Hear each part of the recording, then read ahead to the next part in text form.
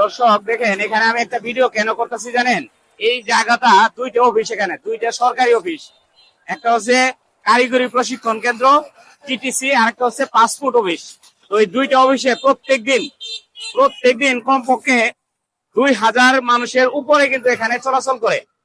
কিন্তু বিশেষ করে এই যে 2000 মানুষের চলাচল অথবা 100-রও উপরে মোটর সাইকেল এখানে যাতায়াত বা ভিতরে রাখে বা চলাচল করে। কিন্তু বিশেষ করে এখানে যারা অটো চালক আছে, এদের যে একটা বিশৃঙ্খলা, মানে শৃঙ্খলা তো নাই বললেই চলে।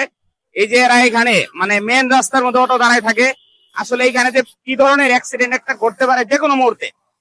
কারণ দুই পাশে যখন অটো এরকম দাঁড়ায় থাকে, এইখান থেকে একটা গাড়ি উঠতে গেলে দুই পাশে, এটা কিন্তু হাইওয়ে রুটটা দেখাও, এই হাইওয়ে রুটে যে কোনো মুহূর্তে গাড়ি, বড় ধরনের গাড়ি বা হাই স্পিডের গাড়ি কিন্তু চলাচল করে।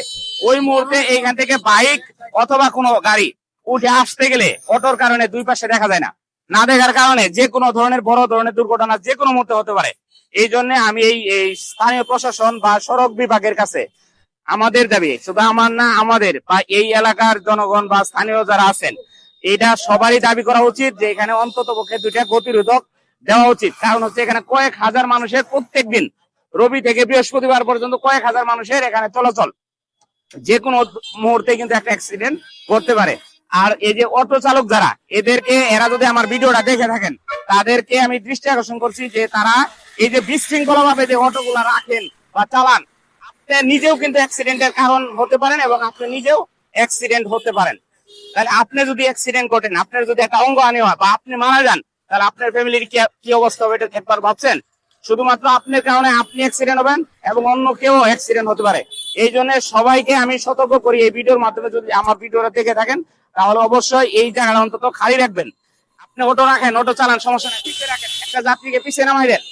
আপনার অটো ওখানে থাকলে যাত্রী কিন্তু ওখানে গিয়ে উঠবে, কিন্তু না, আপনারা কি করেন, একদম রাস্তার মাঝখানে এনে অটো নামান, যাত্রী নামান।